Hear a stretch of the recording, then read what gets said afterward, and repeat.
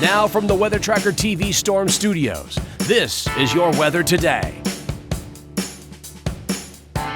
Here's Chief Meteorologist William Cole. All right, well, happy Monday, everybody. Here we go, the first show of 2025. We're back from holiday vacation, and, we're really hitting the ground running with weather here locally in North Texas. Of course, we had the polar cold front that came through yesterday, kind of weather woe number one, but weather woe number two is really beginning to show up now towards the end of our work week.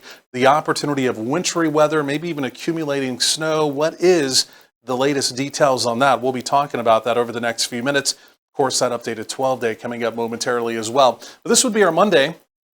And again, if you're just looking out your office window, things look nice. A lot of bright sunshine, but as we introduce a little mercury to that, right, the temperature reading, there's your problem. We're going to be struggling to right around 40 for a daytime high, wind chill factors in the 30s and even some 20s by late afternoon. So again, downright cold. Speaking of downright cold, this is frigid, and these were your temperatures out the door this morning. Actual morning lows, Denton and McKinney both down to 20. You can see the big airport, officially DFW, down to 21, along with Love Field. So a lot of lower 20s generally around North Texas. Again, out the door temperatures earlier this morning, but take a look at Bowie up in Montague County. You folks, again, down to 17 above at sunrise this morning. So looking around the nation here, number one, we're quiet locally in North Texas. You can see the blue line, the cold front, the polar cold front that came through yesterday. That's attached to a storm system currently on the East Coast. That continues to pull away. Of course, that's been national weather news,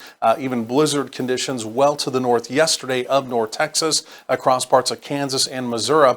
But as we take a look out to the west, can't see much here, but in fact, there's a new developing storm system out to the west. So we have another approaching storm system. That's at least one piece of the weather puzzle that I'm tracking carefully. Here's here's piece number two of the weather puzzle is what I'm trying to say. It's all this cold air. And again, you can see this is polar air, came spilling down from Canada, and this is going to be locked in place as we go over the next several days. So we're talking about cold temperatures, number one. But again, as that next approaching upper level storm system does begin to approach, again, Thursday into Friday, that's when things could begin to get a little dicey with that opportunity of wintry weather. So dip one, again, that's pulling away, no longer a concern here. But again, here's that next dip developing out to the west. Pretty potent upper level storm system is going to be at least developing out across parts of the Four Corners. Again, that's eventually going to come out, and the track is going to be the most important to key piece of this weather puzzle coming together as far as wintry precipitation goes. Let me go and show you that. I'm going to roll this into motion. You can see this big deep storm trough. It's going to take a lower and a very slow track coming out. It's going to be loaded with the plume of Pacific moisture coming out over that cold air, and that pattern right there typically for North Texas means snow, opportunities of heavier snow, and a very wet, heavy snow as well, meaning wet, meaning kind of weight-wise heavy. So again, as far as impacts go, again, the concern is growing. You can see even as we look at the modeling right now, this is not the high-res data. As we get a little bit closer in time, we can show you the prettier high-res data. This is still what we call a global model, but again, devil's in the detail, right?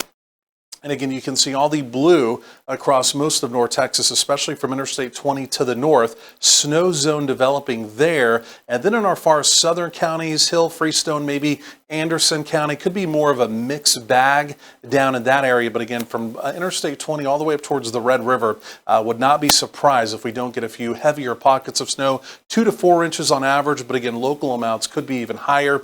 And again, you can see that. Otherwise, going deeper into the month of January, the way it looks, temperatures locally, they do trend below normal. So we'll be struggling to right around 40. It's going to be a cold afternoon. Wind chill factors after sunset, dipping back down into the 20s. Again, if you're making any kind of evening plans, I mean, we're going to be through the 30s. So again, big winter coat will definitely be needed.